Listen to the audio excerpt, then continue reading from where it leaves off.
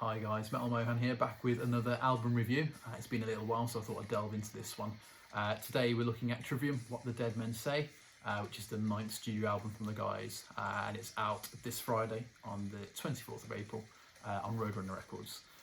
So the album kicks off with the intro, and then it goes into the first track, which is What the Dead Men Say. So on the video release there, it was kind of a combination of both of them.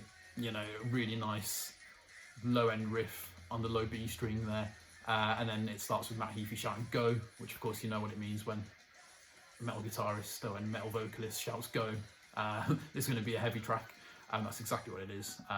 Really fast and intense, and it goes into a nice big sort of clean verse, heavy pre-chorus, really catchy chorus in that one as well. And the great thing about that particular track as well is in the middle of it, it's got a really fast, intense, almost black metal vibe to it, with the trem picking and the blast beats and everything. And it's definitely one of the strongest on the album overall. A really, really good, solid introduction into the album as a whole. And then after that, it moves on to the first single that was released called Catastrophist. So similar sort of format to the Sin in a Sentence in terms of the way that it progresses. So it's mainly a clean singing type song on that. You could say, catchy chorus, one that would get some radio play. It showcases a really good high range of Matt Heafy's clean vocals as well on that one. And one thing that really came to mind, especially on the intro riff, it's got a very In Flames type vibe to it, like a Swedish melodeath type vibe to it, which is really cool. And then following that, it's the one that they just released on YouTube last week, I think it was, which is Amongst the Shadow and Stones. Now this one, it's a really heavy track. It's one for the Ascendancy In Waves fans, with a bit of Shogun in there as well. It's got those really nice tight chuggy type riffs, and really just amazing drumming on this one. That's the thing that sticks out the most on this track, and for the whole album, to be honest with you. Even in between one of the transitions, it's actually got a really nice drum solo that goes between one transition to another. It's just really, really cool, man. And then it's a type of track where you think it's finished, and then it comes back and it hits you again, and it kind of changes its style slightly. And it's definitely one of those songs that really sticks out on the album. It's definitely one of the strong points on this album, I would say. Then it moves on to the next track, which is called Bleed Into Me. So it kind of starts with a Korn bass lick, if you like, with Matt Heafy clean singing over it on this one. It's very much a slow-paced track. It breaks down the pace of the album nicely, as the majority of the intro so far has been, quite heavy and intense. So it breaks down the pace very nicely, but it is overall on the album, I'd say it's probably the weakest track on the album. But it has a purpose, and it's right in the middle of the album there. Then it moves on to the next track, which is called The Defiant.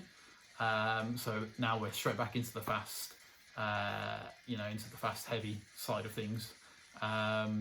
Similar riff. So what came to mind for this one is it's a very similar riff to Caustic Other Ties That Bind on In Waves. So it has harsh vocals on the verse. It's a big, clean pre-chorus, and it's got a very nice sort of classic rock, sort of Guns N' Roses style guitar solo. So that's really cool, and again, it's more in tune or in the same sort of style as In Waves, which is really cool. Then it moves on to a track called Sickness Unto You. So this one has a slow start, it's clean guitar and vocals. It's kind of got a Shogun vibe on this one, the way that it starts with clean singing, but then straight into the thrash after that. It's like he got tricked, he got hoodwinked a little bit, so he's got very clean sort of chorus guitar effect, clean singing, and then straight to the fast thrash after that. The blast beats come back on this one, and the trem picking as well on the guitar. It's got a shreddy solo in it as well, which is nice to hear from them as well. And in the middle, it's got those chugs and that thrash element to them. And Matt sounds really pissed off in this song. I don't know who upset him on this one, but you can really feel the anger on that one. And again, the drums just absolutely outstanding. The way that they've been produced on this, it's just wow. Alex Bed's really come through even further than from the last album, it seems. The track after that is called Scattering the Ashes.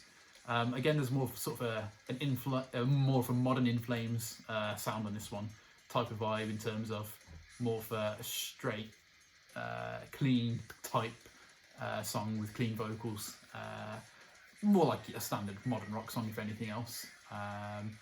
Nothing that kind of really sticks in your memory.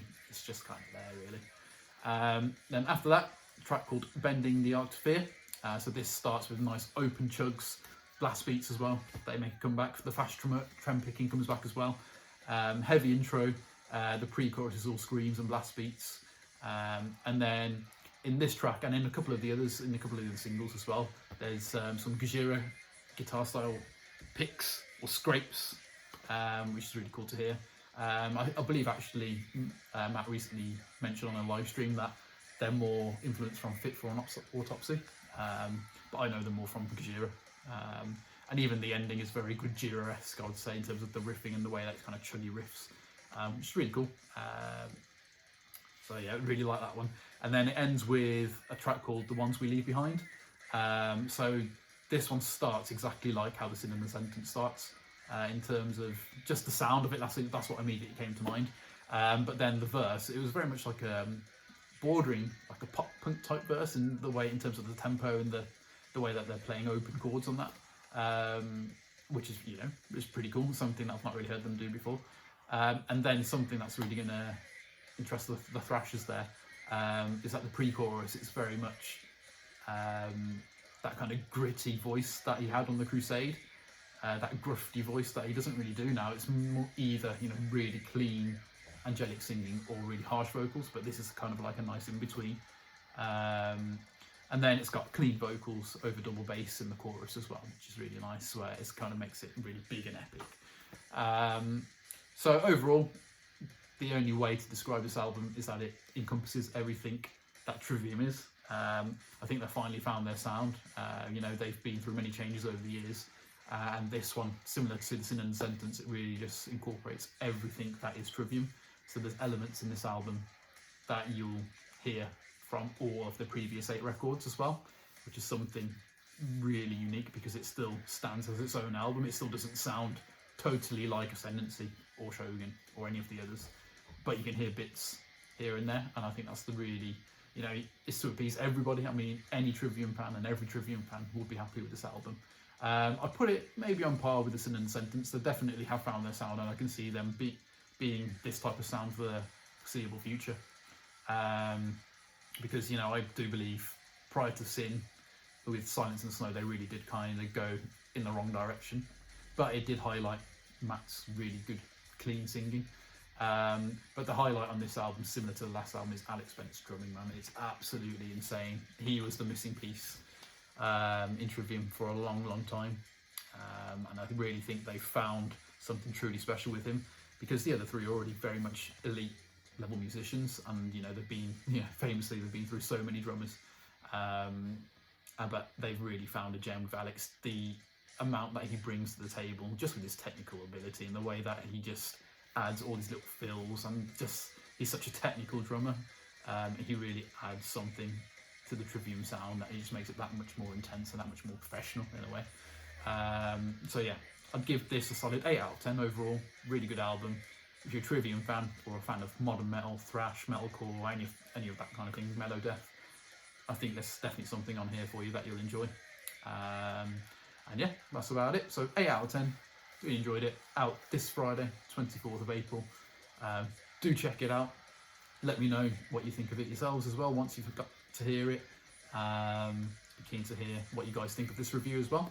Do you agree? Do you disagree? Please, like, comment, subscribe. Let me know. And I'll see you in the next one.